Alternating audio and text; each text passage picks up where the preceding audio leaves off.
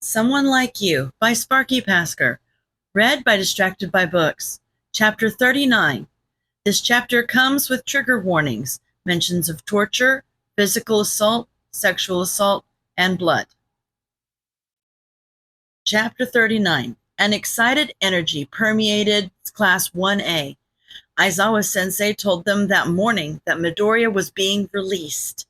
The students ran about their dorm, making sure everything was spotless for his arrival. Uraraka sat on the couch, taking a break from dusting the ceiling.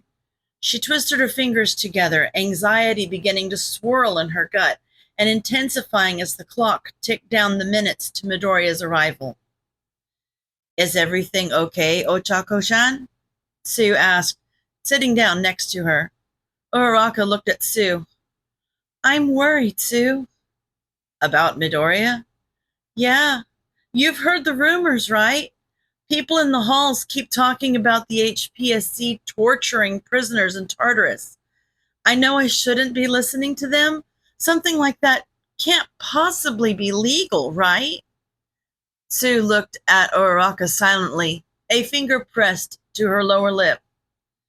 "Sue, you're supposed to be comforting me. You're supposed to say, of course they would never do that." "But we don't," Sue said bluntly. "We have no idea what happens to prisoners in Tartarus. Once you go in, it's highly unlikely for someone to come back out. Plainly, we won't know until we actually see him." Tears gathered in Uraraka's eyes. "What are we going to do?" "There's nothing we can do except to be here for him. After going through all of this, he needs to know there is someone on his side." "You're right." A head of bright red hair popped up between the two girls. Kirishima's wide smile lit up the dreary atmosphere that had encapsulated the couch. "I can't say I know him, but I saw how he carried himself at the mall. He's had a hard life." Kirishima's smile softened with a sad tinge. "There was a time when I was like that. I was bullied and alienated for having a weak quirk. It wasn't nearly as bad as what Midoriya is going through, but I hope that I could relate to him even a little bit. Maybe it would make him feel more included in the class." Kirishima said. "Hardships are not a contest." The three of them looked up to see their pink-haired, pink-skinned classmate, Ashido Mina, with her arms crossed. "I'm going to go back to that school and beat up those kids. Then, right after that, I'm going to go find anyone who has ever hurt Midoriya and give them a taste of my fists, too." Kirishima laughed heartily. "You know you can't do that, Mina. You're a hero student. You would get expelled." Ashido's cheeks became dusted with a purplish hue. "Well, then I will give them a good scolding." "Ha! All right, that works. But seriously, I wasn't trying to put myself down or downplay any of my own experiences, but I have never, potentially, been tortured. I have never had anyone curse my very existence like I see people online doing to Midoriya. Just objectively, he's had it worse." "Well, I guess."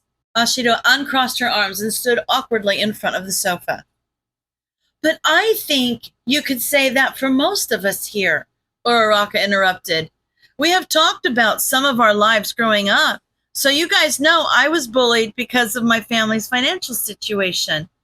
Anyone in our class with any kind of mutation was made fun of for it. Hell, even Ida has problems with social interactions and had a hard time getting along with his classmates. If anyone can show Midoriya he is not alone, it would definitely be us." "That's right!" Ashido yelled back into full confidence. "If there's any class that can welcome an outcast, it would be us. Let's keep going. We have to make sure his new home is spotless," she yelled, throwing her fist into the air. Smiles appeared on the faces of each class member who had, one by one, stopped what they were doing to listen in on the conversation. They responded by copying Ashido and throwing their arms in the air. "Yeah!" Toshinori Yagi, wandered through the halls of UA, eyes glued to yet another article about Midoriya Izuku, the young boy he had assisted in saving. The quirkless boy, who had defeated All for One. All Might hadn't done that. Midoriya had. Yagi's heart felt conflicted. Was he relieved his fight was finally over? Was he concerned for the welfare of the child he was supposed to have saved? Was he angry that his fight was interrupted by someone unqualified? He stood in front of Nedzu's door. Should he take the chance of trying to knock? Nedzu was just going to open the door before he could touch it anyway. He sighed heavily and raised his hand. As expected, the door opened before his hand had a chance to make contact with the surface. Yagi walked into Nedzu's office and sat in the chair in front of the desk. He leaned with his elbows on the armrest, and his hand rubbed over his mouth and chin. His other arm laid on the opposite armrest, and his hand lightly gripped the end. "Were you ever planning on telling me he's quirkless?" Yagi asked. Nedzu sat behind his desk, a cup of tea in one hand and the other holding the saucer. He tilted his head one way, then the other, as if he was mulling the question over in his head. "What would you have done had I told you?" Nedzu asked instead. "I could have talked to him," Yagi said, waving his hand. "During your fight?" Nedzu interrupted. "Well," Yagi tried to answer. "Because you didn't have any sort of contact with him outside that fight. What were you going to do? Stop in the middle of your fight with All for One to tell Midoriya how irresponsible he was being to get caught up with a villain? Tell him to stop being a crime fighter because it's too dangerous to fight crime when you're quirkless? You would have died," Nedzu stated bluntly. "Now see here," Yagi cut through loudly, his fists clenched tightly on the arms of the chairs. "No!" Nedzu shouted. He slammed his teacup down in its saucer. "You listen to me," he growled. "That boy has been through hell his entire life. I am not going to allow you to treat him like you have the other quirkless people you have come across during your career." "What is that supposed to mean?" Yagi said through clenched teeth. Nedzu set down the cup and opened one of the drawers of his desk, bringing out a folder. He tossed it to the end of the desk closest to Yagi. Yagi picked up the folder, opened it, and started to read.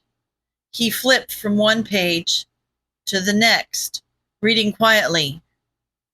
"These are investigation reports," he stated. "That is correct. These are the results of 6 investigations conducted by select UA heroes over the years." "Okay."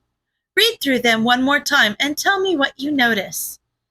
Yagi reads through the reports again. "All these people are quirkless." "That's right. These 6 are quirkless people that you have killed." Nedzu picked up his teacup and took a sip. Yagi felt a stone drop into his non-existent stomach. "What?" escaped his lungs. His hands shook as he read over the reports a third time, paying special attention to where each death was located. "Now, to be fair, you did not knowingly kill them. In a couple of the cases, you were directly responsible for their death, but for a majority of them, their death was due to your negligence." "I dropped a building onto a 10-year-old. He felt nauseated. He didn't have a stomach, but if he did, he would have already emptied its contents. His breaths came in pants. He was getting dizzy. He distantly heard the click of Nedzu's shoes as he walked across the desk. Nedzu grabbed the folder, placed it on the desk, then gently grabbed Yagi's shoulder in his claws. The pressure of the claws and Nedzu's gentle reminder to follow his breathing acted to ground Yagi back into the present. After a short amount of time, Yagi was able to get out of his head. His eyes, filled with tears that were flowing down his cheeks, focused back onto Nedzu. "What do I do now?" Yagi asked. "With any other hero, I would have asked for their license, but that simply isn't an option." Yagi nodded at Nedzu's assessment. "Instead, I want you to talk with Hound Dog. I'm not joking when I said I was worried about telling you that Midoriya is quirkless. I was concerned that, had you known, you would have ended up dying. I could not risk that, and I don't think we can risk that in the future. You have not yet found a successor, and the world may still need one for all. I will continue to do everything I can to help you find someone that would be a good match." You're right, Yagi said, leaning back into the chair. I'll go see Hound Dog now and see what I can set up." "Good," Nedzu said, jumping back up onto his desk. Yagi stood from the chair and trudged out of the office. Head hung low and slouched over in his characteristic manner. Once Yagi exited the office and the door shut, Aizawa dropped down from the vent in the ceiling. "Don't you think you let him off a little easy?" Aizawa asked. "I don't think so. He has been caught up in being the perfect hero for more than 30 years. He just got the shock of his life in the form of hard evidence that he is anything but perfect. And now he is going to have to face that every day for the rest of his life. Does that forgive his crimes? Not at all. His actions still led to the deaths of 6 people. But frankly, there is no one who would charge the #1 hero for the murder of even one quirkless individual." Aizawa flopped down in the chair Yagi had just vacated. "I hate that you're right." "Indeed.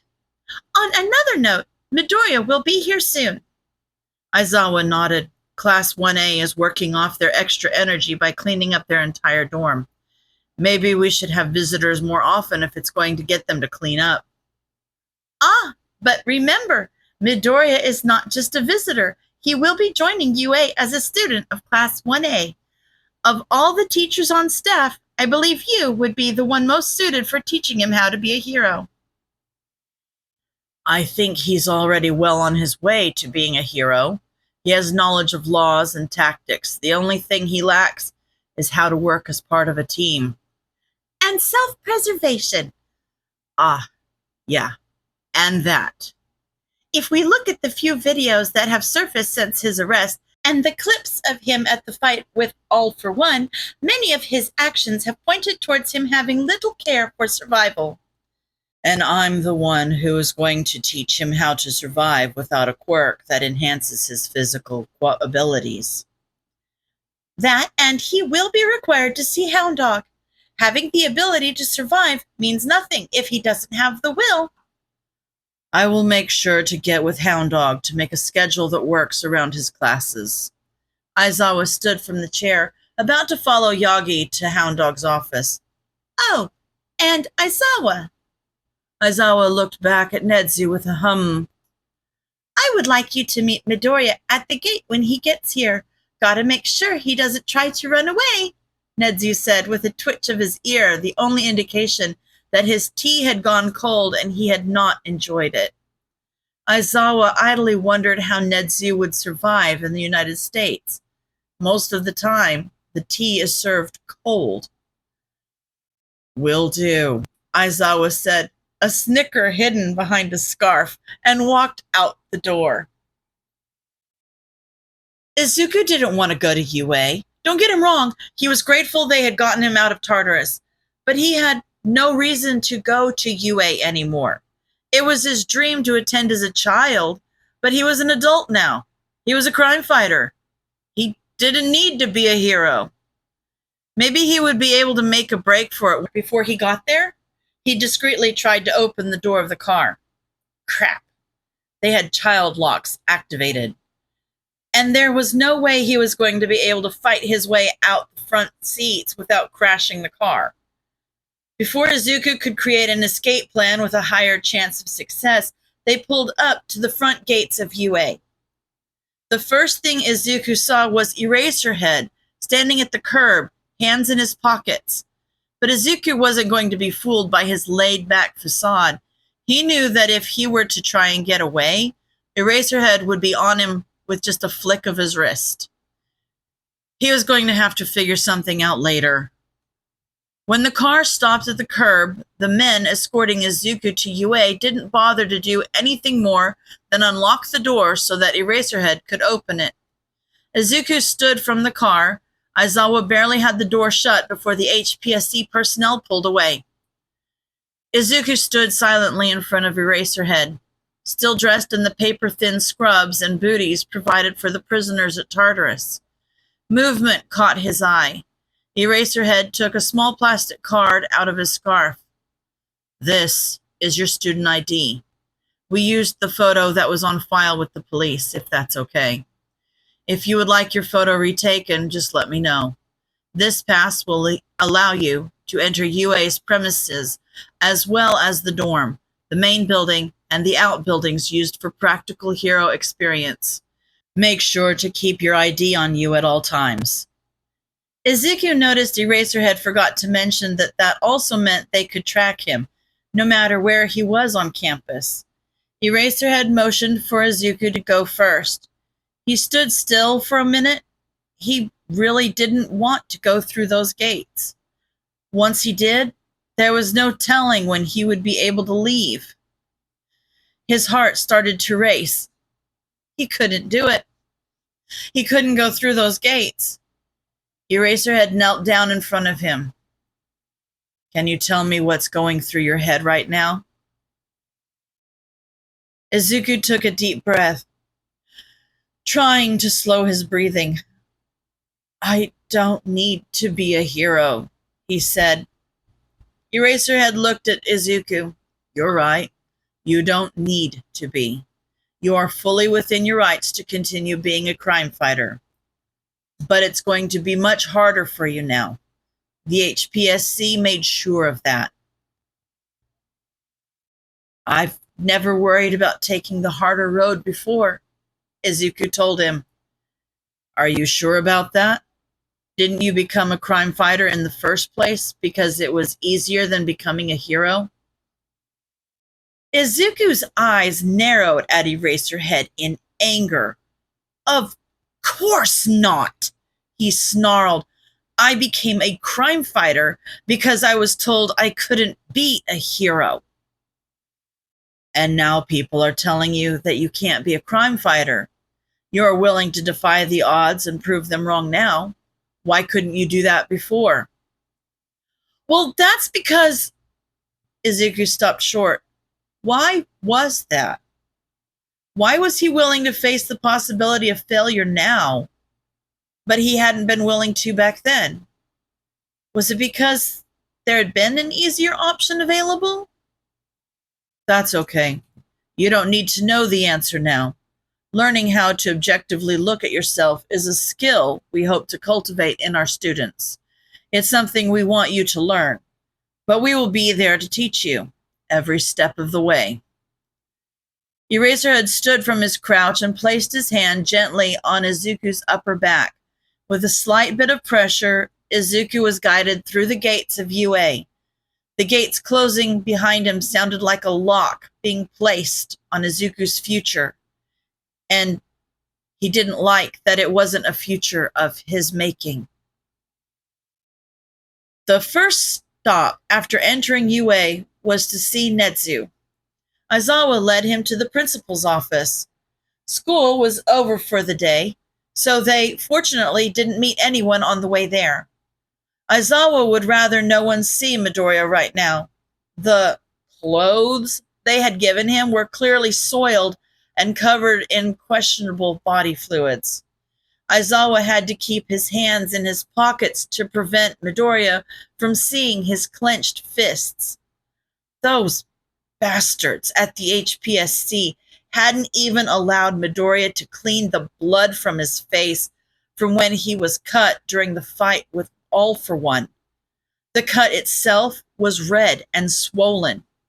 Aizawa was sure that if he were to touch it, it would be hot to the touch and painful.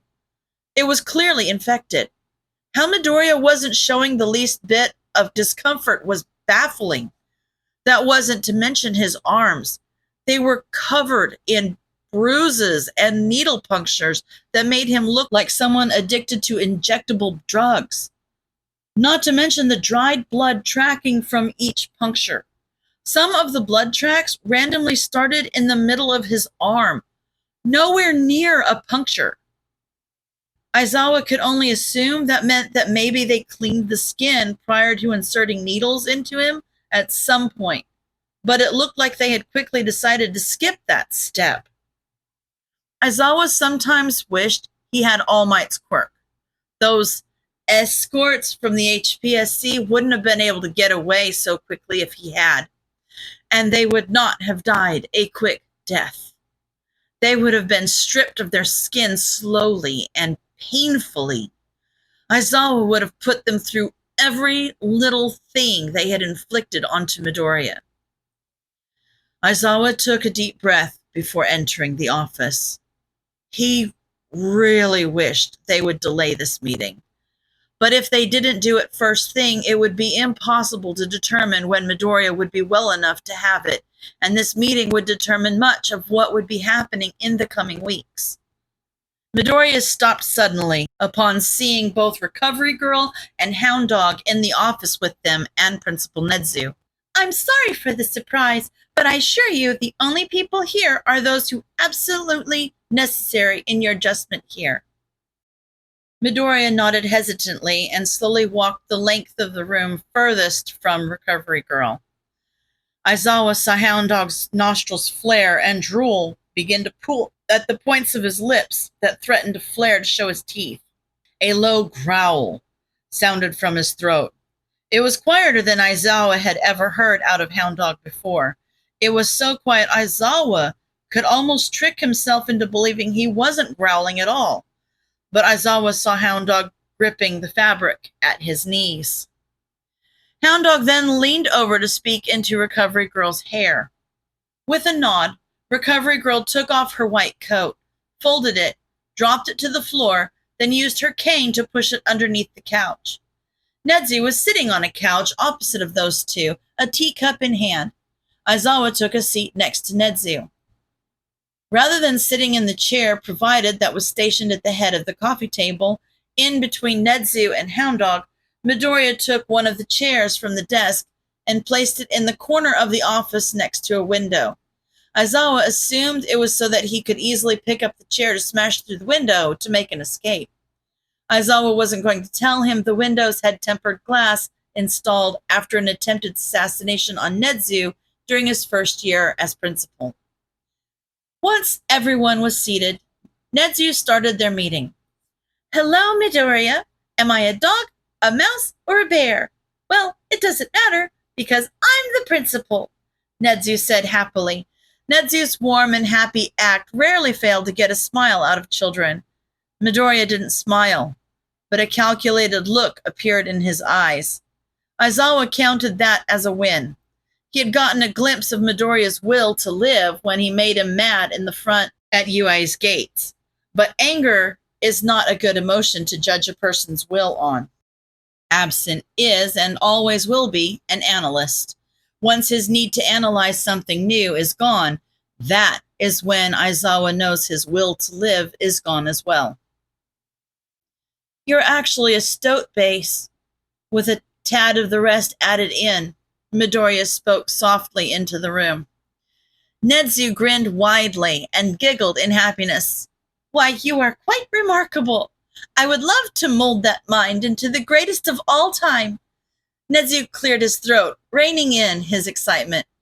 Well, anyway, the reason I gathered the five of us here today is to discuss your future going forward. Midoriya narrowed his eyes at them. I don't need to be a hero.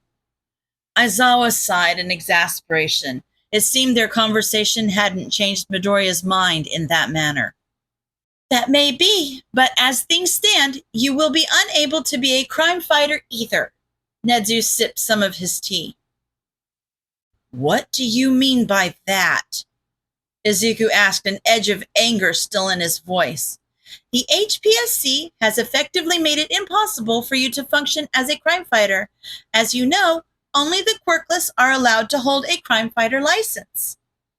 I fail to see the problem. I'm quirkless. Ah, but that is the problem. The HPSC is not confirming your quirklessness. They are simply saying that at this time, they don't have enough evidence to say you don't have a quirk. Midoriya stood quickly from his chair, hand clenched tightly at his side.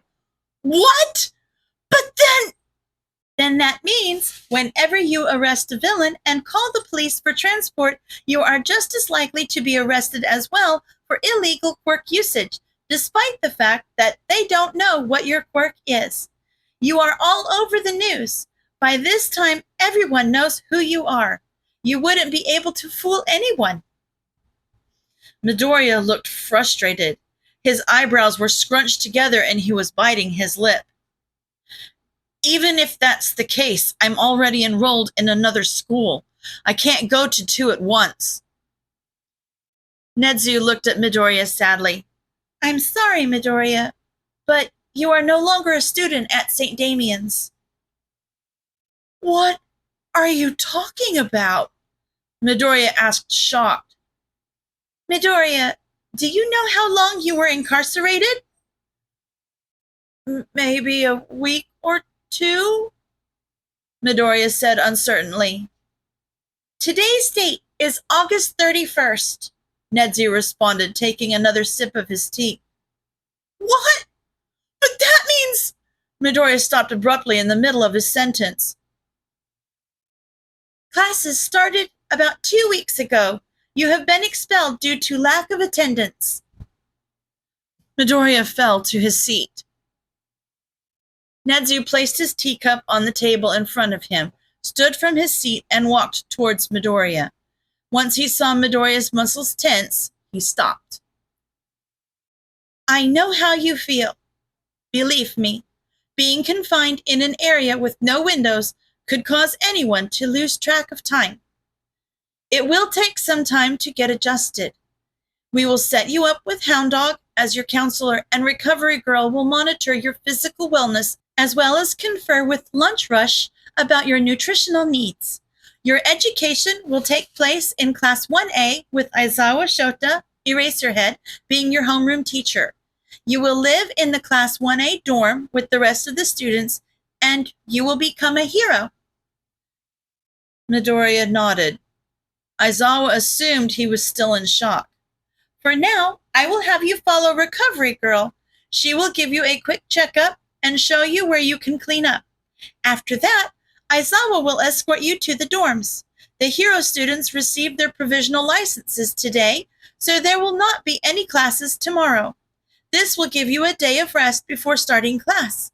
Your crime fighter license will act as your provisional license, so you will not fall behind your classmates. Midoriya nodded again. Aizawa would probably have to repeat all that tomorrow, after Midoriya had gotten some sleep. Aizawa watched as Midoriya followed Recovery Girl, who had urged him to follow her with a, "Come along, dearie." Recovery Girl made sure to walk ahead of him and did not try to touch him, as he seemed to have a problem interacting with medical personnel. Aizawa didn't blame him one bit after looking at his arms. After Midoriya left the office, Nedzu, Hound Dog, and Aizawa remained. What are your thoughts on Midoriya, Hound Dog? Nedzu asked. He was clearly not well taken care of while in Tartarus. He reeks of blood and urine, Hound Dog said with a growl. He has track marks on his arms and multiple points smelled of infection. While I don't know much about physical health, I know those points themselves can cause a drastic decrease in a patient's mental health. He should have been in massive amounts of pain, but he has learned to mask the symptoms of it. Whether that was learned before or during his incarceration is a question we will have to address during his sessions. Do you think he will be able to recover? Aizawa asked. Hound Dog brought out a small notebook held in his back pocket and started to take notes, growls tumbling from his lips. It's hard to say. People have recovered from worse, but each person is different. How each of us processes trauma is different. If someone isn't able to process what has happened to them, they will never be able to overcome it. Let's just hope he is as stubborn as we think he is, Nedzu said, picking up his tea once more. Aizawa and Hound Dog finalized Midoriya's counseling schedule. They had a rough outline made earlier in the day, but now that Hound Dog actually knew what he had to work with, they were able to finalize the details. Shortly thereafter, Recovery Girl returned to Nedzu's office, red in the face and seething. What did you discover? Nedzu asked, sipping his tea. Where do I start? She said in an impressive impression of Hound Dog's growl. The cut on his cheek is infected, and so are multiple needle injuries on his arms. In addition, those bastards at Tartarus implanted a central catheter. Hound Dog looked at Recovery Girl in shock, and Nedzu still. Aizawa looked at the others, exasperated. Would anyone care to explain a little more detail what that means? It means, Recovery Girl forced through clenched teeth, that his road to recovery has just been extended. A central catheter line is primarily used for long-term IV use, normally for either chemotherapy or TPN administration. Well, he doesn't have cancer and didn't have any signs indicating they were giving him chemotherapy, so I'm assuming it's the other option? Probably. TPN means total parenteral nutrition. It's used when someone needs nutrition but is unable to swallow or digest solid food. What happens when it's given to someone who can swallow and digest solid food? The digestive system stops working. Aizawa tensed in surprise. If Midoriya's digestive system stopped working, he would have a much harder time gaining the weight he so desperately needed and wouldn't be able to get the nutrients he needed either.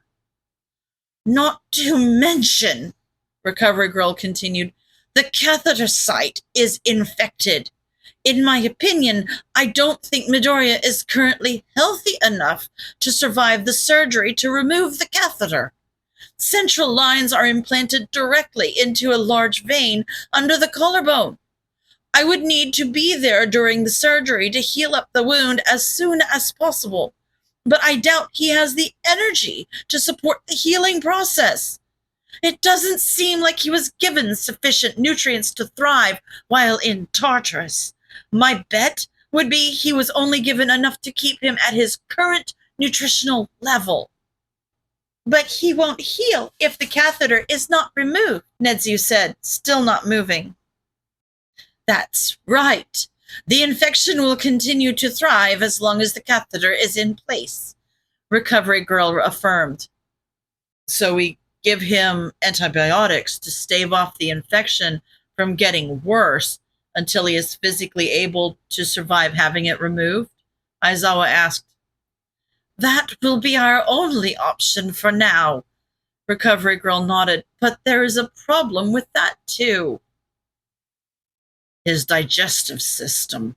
Hound Dog took off his muzzle and rubbed his hands on either side of his snout. Do we know how long it's been since he's been without solid food? Nedzu asked. I would hazard a guess that it's probably been almost the entire time he was in Tartarus. He would have to be on an exclusively liquid diet for quite some time, and small amounts at that. I don't know if we will be able to keep him hydrated without IV intervention. And that's going to be a problem, Aizawa added. And that's going to be a problem, Recovery Girl answered. He currently has an aversion to needles, to say the least. He wouldn't even let me touch him. I asked him to touch parts of himself and tell me what he felt. I needed to get a blood sample to get his metabolic panel, but he would not allow me to draw the blood. All I could do was give him a needle and have him prick his finger and draw up the blood with a capillary.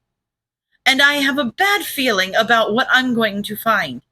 He had far too much blood coming out of his finger from a simple poke. I also took the clothes he was wearing and put samples through an analyzer to see what they were. I should be getting the results soon. As she said that, a beep sounded from Recovery Girl's pocket. She took it out of her pocket, unlocked it, and read over the report the computer had sent her. She gasped and dropped her phone. Her hands began to shake and tears pooled in her eyes. She put a hand over her mouth. The reaction caused the men in the room to jump in shock. Aizawa slowly bent down and picked up her phone. He really didn't want to read the report, but he had no choice. He read through, one line at a time. "What does it say?" Nedzu asked. Tea sat on the table, forgotten. "His blood chemistries are outside normal ranges, which is to be expected from someone with malnutrition, but his blood also contained traces of a sedative at extremely high levels. The report speculates it's on the verge of being fatal. In addition, it looks like they gave him a blood thinner, probably to make it easier to collect his blood. We are going to have to make sure he doesn't participate in activities that require bodily contact. If he gets hit, it could cause a massive internal bleed," Hound Dog noted. "It's going to take a while for his body to metabolize that as well, so that's going to push that off even further," Nedzu added. "Now we have the report on the samples on his clothes." Aizawa read it over first. His fists clenched around the phone. "There is blood and urine, like we had expected, but there is something else." Aizawa's quirk was accidentally activated in his rage. "Just spit it out," Recovery Girl spat. "There are large amounts of semen on his clothing," Aizawa stated. Nedzu and Hound Dog gasped in shock, then quickly turned into growls. "Who was it?" Hound Dog snarled. "I will find them and tear them limb from limb." His fingers curled into claws. "I'm not sure if I should be thankful or not, but the semen is his own," Aizawa said, "but I can guarantee it was not done willingly. I can only hope that was done during one of the times they had him sedated," Hound Dog said. "Make sure you save everything you find," Nedzu said, picking his tea back up. "The HPSC will not be getting away with this." He took a sip of his cold tea without a single flinch. End of chapter. Chapter 40. More trigger warnings. Memories and mentions of sexual assault and abuse, PTSD, trauma reactions, and medical abuse. Izuku stood in the shower in Recovery Girl's office, forehead against the cold tile. The water running down his body was starting to turn cold. You would think a large institution like UA would have larger hot water tanks, but he guessed not. Either that or he had been in the shower longer than he thought. He wouldn't be surprised if that was the truth. It seemed he wasn't able to tell time anymore. A painful pressure that had been building in his lower abdomen over the last day and a half, maybe, urgently made itself known. Izuku curled his hands into claws to grip the tile. A sickly clear memory unwantedly burst into the forefront of his mind. A large man with exactly 17 freckles covering only one of his cheeks stood above him. The man took Izuku in one hand and started to stroke. The phantom sensation of rough and dry hands brought Izuku to his knees. He couldn't even look down for fear the hands were actually there and not just the ghost of a memory haunting him. This wasn't the first time this cramping sensation had happened. Would UA be like the prison? Would they shove a catheter into his urethra if he refused to urinate, or would they just do it for fun? It hurt. It was one of the most painful things he had ever experienced. The only consolation he had was that the blood from the tears in his urethra made the catheter slide in marginally easier and faster. But it became much more painful. Izuku supposed he was lucky he was in the shower when he physically couldn't hold it any longer. The feeling of relief made Izuku physically ill. He wrapped his arms around his abdomen and curled in on himself as he made the motion that would normally be associated with vomiting, but he hadn't eaten anything in so long, he wasn't even vomiting bile. It was just dry heaves. Tears ran down his cheeks and snot dripped out his nose. The heaving took his breath away and made it impossible to obtain any oxygen, save for the same amount between episodes. This continued until his bladder was blessedly emptied. Izuku dropped his arms to his lap to cover himself and opened his eyes. He felt numb at what he saw.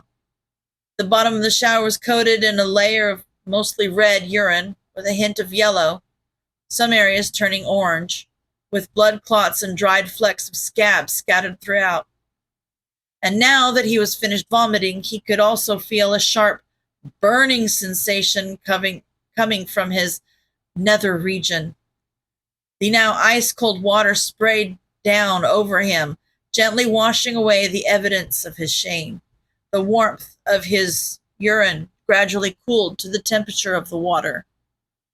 When Izuku could comprehend the facts that he had legs, he shut off the water, grabbed a hold of one of the bars surrounding it, and dragged himself to his feet. The contraction of the muscles in his chest set off a series of burning and stabbing pain, not unlike those caused by a hot iron nail plunged into the skin. That had only happened to him once, when he was a child, and the scar in his leg was almost invisible now. Izuku fell back to his knees. On reflex, he went to grab the combination of non-latex rubber and medical-grade plastic that protruded from his chest. He forcibly stopped himself before he could touch it. He had enough memories of the line being replaced and the area roughly handled to know if he touched it, he would bite through his tongue. Again. It was probably a good thing that particular injury happened early on in his confinement. The tongue heals relatively quickly compared to the rest of the body, so the lisp he had from his tongue being partially numb was almost unnoticeable.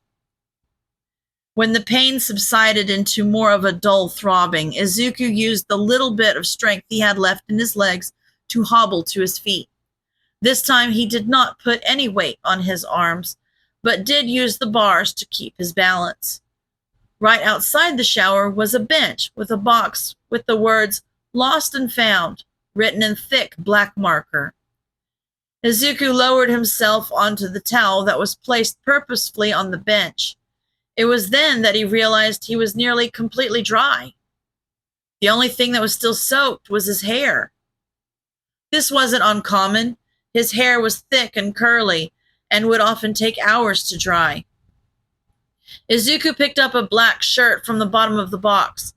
It was made of a soft combination of cotton and polyester with a nostalgic design that included the word pants. Had he worn a shirt like this before?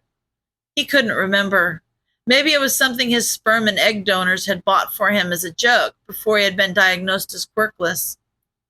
He pulled the shirt over his head, being careful not to lift his right hand too high. The last thing he wanted was to pull the skin around the implant in his chest. He was glad he had even the smallest amount of ambidextrousness. If he hadn't worked on making his left hand work as well as his right, he could only imagine how difficult it would have been to put that shirt over his head, let alone try to work it around the remainder of his torso. Once the shirt was on, he took a second to sit and catch his breath. He looked down and took in the sight of the shirt. While he was in Tartarus, every time he looked down at his body, he always saw the bright white color of his scrubs reflecting the shine of the fluorescent lights. The sight of the white being gradually discolored was burned into the back of his eyelids. He kind of wished the lights in that room were just a little bit brighter. Maybe if they were, the reflection could have burned his retinas and saved him from having to see and eventually remember his body become stained with his own bodily fluids. He was grateful for the dark color. He didn't know if he would ever be able to wear lighter colors again. They were too easy to stain. Another thing Izuku noticed, this shirt looked normal sized when he had held it in his hand, but once he put it on, it seemed to be a few sizes too large. He used his left hand to grab the back of his neckline and twist it around his neck to take a look at the tag. It said the shirt was his size. Maybe it was mismarked. He looked in the box again. He saw a pair of soft-looking gray sweatpants. The outside of the pants had the traditional look of sweats, but the inside had a layer of the softest fur-like fabric Izuku had ever felt. Ever since mutation quirks with animal traits became more and more common, hunting for anything other than food became a social taboo. It was too much like hunting humans. But animals eat other animals all the time. Even humans could be hunted and eaten by other animals. Therefore, it was socially acceptable to eat meat. That didn't mean it was popular, though. In many communities where mutation quirks were common, a majority of the members were either vegetarian or outright vegan. The only people who really ate meat were those whose quirks required them to, aka someone had a mutation quirk of an obligate carnivore. Because they were still human, they could eat other items, but there were some nutrients for these people that were only available in meat, or they could pay to have expensive supplements imported. It took Izuku far too long to realize he was just sitting there, on the bench, stroking the inside of the sweatpants, and it also took far too long for him to build up the mental strength to slip his legs through each of the holes and pull the pants up to his knees. He now sat, sweatpants pulled up as far as he could get them without having to stand up, that is. Izuku took a deep breath to steel himself, then brought himself to his feet, bringing the waistband of the sweatpants to its proper place. The bathroom was reminiscent of a small locker room. The shower had a couple enclosed stalls, and there were 3 lockers set against the wall opposite the shower. Between the lockers and the door was a small shoe cubby filled with a few different sizes of shoes. The sizes were labeled underneath each pair. Izuku walked over to the cubby and used his toes to grab a larger pair from the bottom shelf. Shoes his size never quite fit right because of his toes. He slipped it on and walked out of the bathroom. Sitting in one of the smaller plastic chairs along one wall of the infirmary sat Eraserhead. Or was he Aizawa right now? It was hard to tell sometimes. His work clothes and personal clothes were nearly identical. Izuku wondered if that was because he was too lazy to try to create a separate persona, or if it was for practical reasons. Heroes were often called to duty on their days off. Aizawa. Izuku was going to stick with Aizawa for now because he wasn't currently working as a hero, stood from his seat and sauntered over to Izuku. He looked over Izuku as if inspecting him. It made Izuku uncomfortable. It felt like there was a reason he needed to be watched, but there wasn't. It wasn't like he could do anything or go anywhere. At least not yet. He was fine. Ready to go? Aizawa asked. Where? Izuku responded. To the Class 1A dorms. Oh, so you were serious about that, Izuku said to himself. Aizawa nodded. Izuku shrugged his shoulders. Aizawa took this as Izuku being ready, turned around, and walked out the door. It took about 10 minutes to walk to the dorm. Izuku was silent the whole way. Izuku stopped outside Class 1A's dorm. Aizawa waited patiently at the top of the stairs leading to the front door. Izuku wasn't scared or nervous exactly, but he was apprehensive. He knew quite a few of the students, and some of them even knew he was quirkless. But he wasn't sure about how the rest would react to him. He was sure, at the very least, that Bakugo had made sure to let everyone know about his condition. But in general, teenagers were bad at keeping things to themselves. He was sure if any of his friends had let it slip, they wouldn't have done so maliciously. Izuku climbed the stairs. Aizawa took Midoriya's assent as the sign to open the door and walk through it. He had never been so glad to be going first. Welcome home, was yelled out, Popper streaming papered in his face. Everyone became very quiet very quickly. Aizawa plucked a piece of paper out of his hair, then another from his scarf. The more excitable of his students slowly backed up, trying and failing to hide the spent poppers behind their backs. Is this what you think of when I say to welcome him calmly? Well, Kaminari Denki, a boy with electric yellow hair, started to say, we don't have any music going or anything. It's just some decorations and food. The boy rubbed the back of his head. So, music is a no-go, but loud poppers is okay. Aizawa questioned. He felt the tips of Midoriya's fingers softly grasping the fabric of the shirt covering his back. Aizawa had visited Tartarus enough times to interrogate villains to know just how quiet the place can be.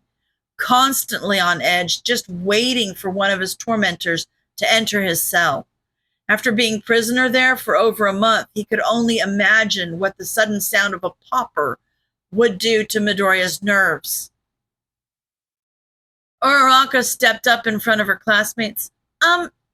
Aizawa-sensei? She questioned. Where is he?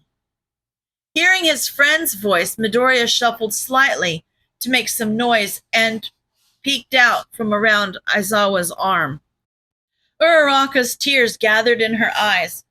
Midoriya! She exclaimed, running up to him. She pulled Midoriya out from behind her teacher and into her arms. Midoriya! She held him tightly. Midoriya lifted his arms to awkwardly embrace her back. A flex of her arms to tighten the hug pulled on the skin around Midoriya's port. Midoriya tensed his muscles and ground his teeth. He couldn't stop his hands from clawing into Uraraka's back. Aizawa quickly motioned for Uraraka to release her hold on Midoriya. She did so with a look of panic on her face, but Midoriya couldn't release her. His muscles were frozen in pain. Aizawa applied Midoriya's hands off Uraraka and held them in his hands instead. Aizawa was familiar enough with pain to know that sometimes you just had to let it pass. But this was another thing they were going to have to consider. They were going to have to concoct a pain management plan. It was not morally or ethically okay for them to make Midoriya suffer through the pain associated with his numerous infections while treating them. But this was going to be just as much of a problem. Many pain medications that are mild are only available in tablets or capsules, things that would be taken by mouth. His digestive system couldn't handle that. Many of the stronger medications are available in an injection, but they were concerned he wouldn't allow needles anywhere close to him. There were patches, but with his low body weight and not having any history of pain medication use as far as they knew, he would have a high likelihood of overdosing. Aizawa lifted his face to look at the ceiling, feeling a headache starting to wrap around his crown. After a few minutes, Midoriya's hands relaxed as his pain subsided. A small amount of sweat had gathered on Midoriya's upper lip. "I will show you to your room," Aizawa said, lowering Midoriya's hands. He waited for Midoriya to look at him. When Aizawa believed Midoriya was ready to start walking, he dropped Midoriya's hands and started walking toward an elevator located across the room. Midoriya stuck close to him, eyes to the floor. Aizawa pushed the button to call the elevator. Fortunately, it didn't take long for the elevator to arrive. They entered the moving box, watched the door shut, then ascended to the second floor. The members of Class 1A watched as Midoriya walked to the elevators and left, just behind Aizawa. The students looked at each other uncertainly. It wasn't as if they expected him to arrive in a shower of rainbows and smiles, but they expected a little more. They thought he would be happy to see them after leaving such a horrible place like Tartarus, but he wasn't. He barely even looked at them. To be completely honest, many of them felt hurt. But as much as they hurt, they couldn't imagine what Uraraka was feeling right at that moment. "Are you okay, Ochako-chan?" Sue asked, walking over to her. "Yeah, I'm fine," Uraraka said with a shaky smile and tears gathering in her eyes. "Actually," Uraraka said as the tears started to run, "I'm not okay. How could I think he was going to come out of there looking as if nothing had happened?" "Ochako-chan." Sue stood next to her, rubbing her back through her tears. "Remember what we said earlier?" Kirishima, their red-haired classmate, said as he walked up to them. "That, no matter what, we would stay by him and support him."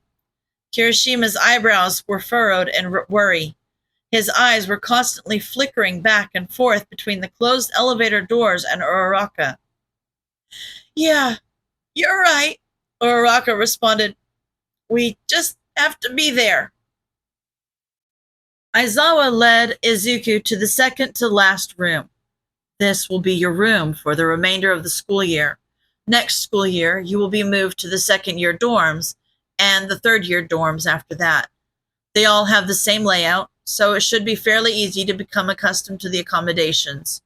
Your ID will allow you access into the dorm building, your room, and whichever places on campus you are allowed to access. These are the same rules all students follow." Aizawa handed Izuku his student ID. Izuku nodded his head, opened his door, and walked inside, leaving Aizawa standing alone in the hallway. He leaned against his door until he heard Aizawa's footsteps as he walked away. Once Izuku could be sure he was alone, or as alone as he was going to be for the next 3 years, he firmly believed Nedzu wasn't going to be letting him out of his sight. He sighed. Nedzu may not have put any cameras or anything to capture audio in Izuku's room, but he wouldn't be able to leave his room without being watched. It wasn't really any different from Tartarus. While they were in the elevator, Aizawa had explained to Izuku that for the next few weeks, he would be needing to take antibiotics and pain medication multiple times a day. He also explained that because of the disuse of his digestive system while he was in Tartarus, the only way to give him the medication he would need to survive is by injection. He would also need to start the medication as soon as possible in order to prevent worse outcomes. Izuku was not thrilled. But if he didn't allow them to do what they wanted, they would just force him, like Tartarus had. Well, they hadn't said that outright, but it wasn't like they were going to let him die. If he didn't play along with them, they would force the issue. That's what people did, after all.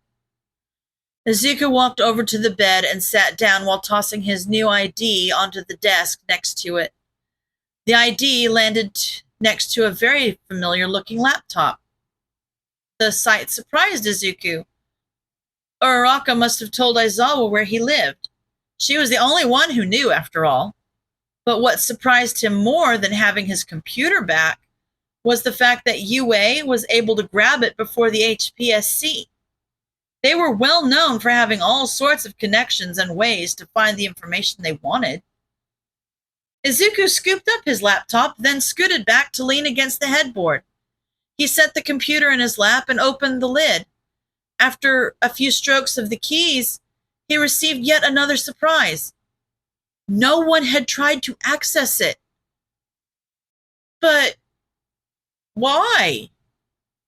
Didn't they want whatever information they could find on it? It didn't make any sense. Tartarus wanted to make him out to have a quirk in order to explain how he was able to get the information he did, and then get their hands on that information. Didn't Nezu want the same? None of this was making sense. Izuku shut his computer down and set it back on the desk. Maybe if he took a nap, things would finally make sense. End of chapter.